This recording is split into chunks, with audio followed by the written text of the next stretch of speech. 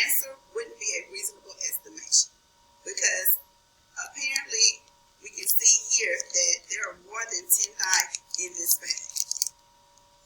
If you were thinking 20, you're not too far off from how many are actually in the bag. You're getting close, so you have a pretty good guess. You made a pretty good guess. If you guessed 30, you were thinking, I'm thinking you're almost there, but not quite. If you said 35 in your head, well, you have a very good guess, and you actually estimated almost the right amount of dye that are in this bag. So, if you guessed 35, you were hot. You were very hot, and you were almost there. You made a very good, reasonable guess because the actual number of dye that are in this bag is 40. What is estimation, you ask? What estimation means to find something close to the correct answer. So if you get 35 that were in this bag, then you were close to the correct answer, which was 40, because there's a total of 40 in this bag. So we can use estimation in many ways. We can use it in math to estimate, to see a number that is closest to a number or farther from a number on a number line, how we would place that number on a number line. We can also use estimation for adding, subtracting, so any computation, you can also use estimation to find your answer or close to the exact answer. So you guys may remember your 10s from first grade. You learned them in first grade, and I'm sure you remember them from second grade as well. Well, here are our 10s. So we're going to recap 10s, 10, 20, 30, 40, 50, 60, 70, 80, 90, 100. So we learned to count up to 100 using our 10. Here is a number line, and on the number line you can see numbers 1 through 10. Our midway point on our number line would be 5. If it started with 0, it would be 5. So between 0 and 10, our halfway point or our midway point or our median would be 5. So we're going to use this information that we already know, counting by 10s, using our midpoint, which would be 5, and you will see the pattern as it repeats on different number lines. 5 is going to be somewhere most of the time, depending on your 10s, as your midpoint when you are trying to figure out your positions on how to place your numbers on the number line. Okay, let's take a look at these number lines that we have here. So we're going to practice together, okay? So first we're going to practice figuring out what our endpoints are on the number line, and then we're going to practice figuring out where do we need to plot our midpoint. Where do we need to plot halfway? So if we can figure out what halfway is, then we can figure out the numbers in front of our number line and in the back of the number line, okay? So looking at the first number line, I see that I am trying to figure out where I will place 5. So if I'm trying to plot 5 on my number line, that means that my endpoints have to be 0 and 10, okay? So I will place 10 here. I'm sorry, 0 here because that's the beginning of my number line. And I know that 0 comes before 5.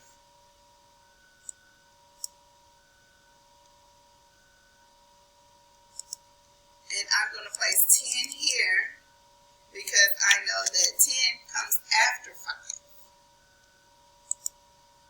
So now, if I count, and if I look at this number line here, my number line here should be similar to what I have here. The only difference is it doesn't start with 0.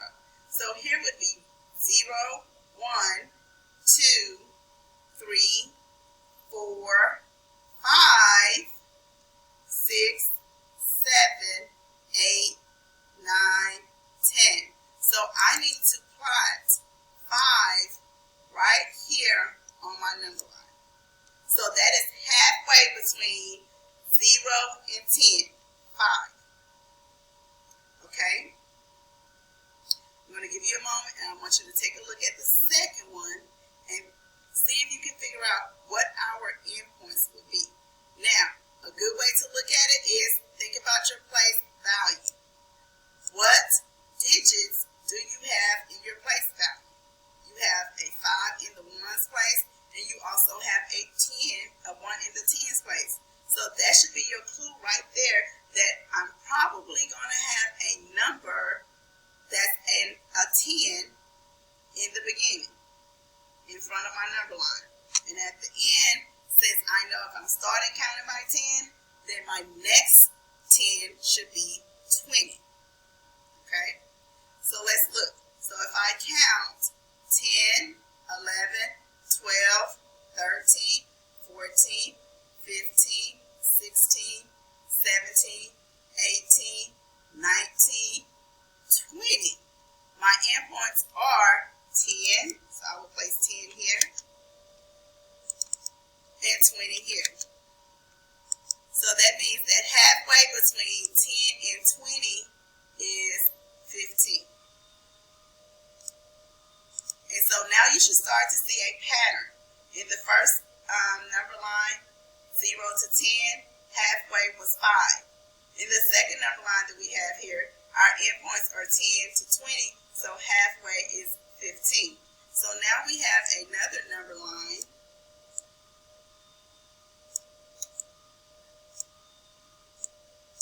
And if we look at the bottom, and I'm sorry that my camera is in the way,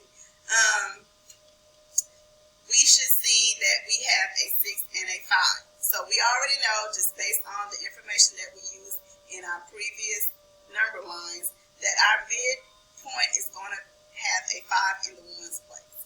And if we look at the digit that's in the tens place, is a 6. So that gives us a clue right there using our place value that our first 10 would be 60. So we're going to place 60 here. So that means that my second place value has to be 70. But let's always double check to make sure that we are correct. So we have 60, 61, 62, 63, 64, 65, 66, 67, 68, 69, 70. So I'm going to plot 70 here. And so again, we know that halfway between 60 and 70 is 65. Okay? Our endpoints would help us to figure out which numbers we need to plot on our number line if we were trying to make a guess. So let's say, for instance, we wanted to see where would we plot 7 on our first number line. So if we're trying to figure out where we would plot 7 on our first number line, just by counting, we already know that between 0 and 5, we can't plot 7 there because 7 comes after 5. So therefore, since we already know this, if we know place value, and we're using our number sense, we know that 7 has to come after 5, but before 10. So 7 will be plotted somewhere in this area here, okay? And since we have our markers on our number line, we know that 7 would actually go here, okay? Let's look at the second number line. So if we're trying to figure out where should we plot the number 12, we know that we can't plot 12 between 15 and 20 because 12 comes before 15. So therefore, 12 has to be plotted between 10 and 15, which means that it is closer to 10, and so we would need to plot it here on our number line. Okay? Let's look at the last one. So on the last one, we have 60 and 70. So if we wanted to plot 64 on the number line, we know that we can't plot 64 between 65 and 70 because 64 comes before 65. So it would have to be plotted here, which means that 64 is closer to 60 than 70. Okay? All right. So let's go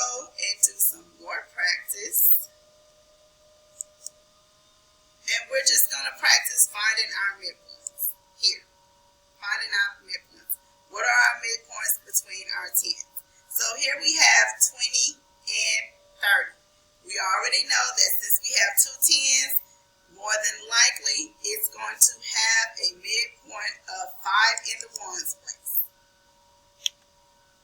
Okay, so we're going to go to our first 10, which is 20, because if we're counting by tens and we're starting at 20, 21, 22, 23, 24, 25. If we actually had a number line and we were plotting on the number line, 25 would be our midpoint.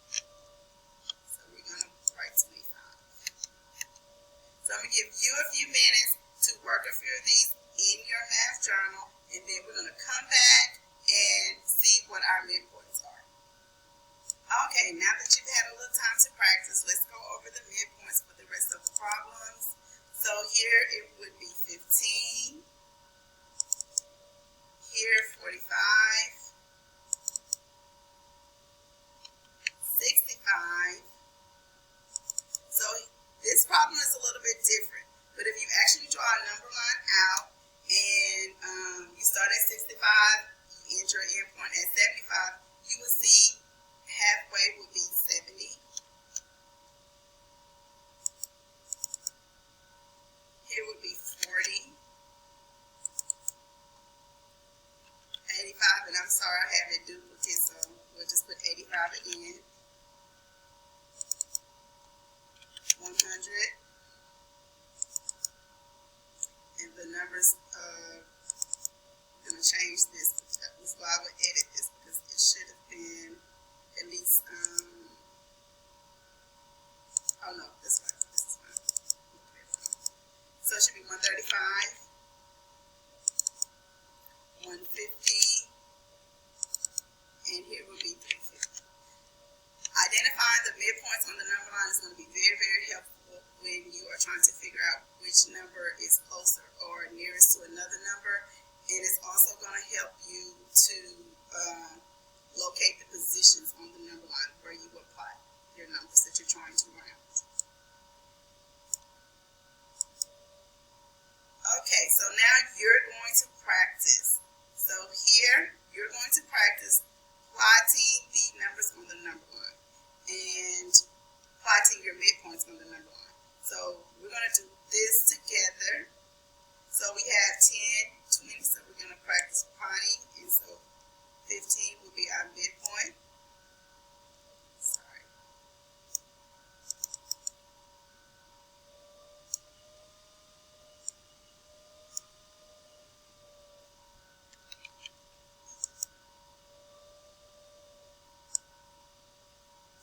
There it is.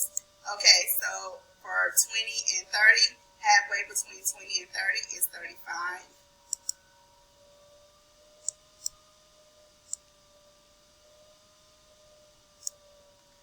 Okay, and then on our last slide, we have 90 and 100, and halfway will be 95, sorry.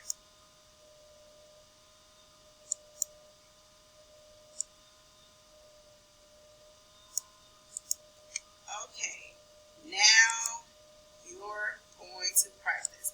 You're going to practice plotting the numbers on the right side on the number line, placing them in the correct area where you think they are supposed to be positioned on the number line. I'll give you a few minutes to practice.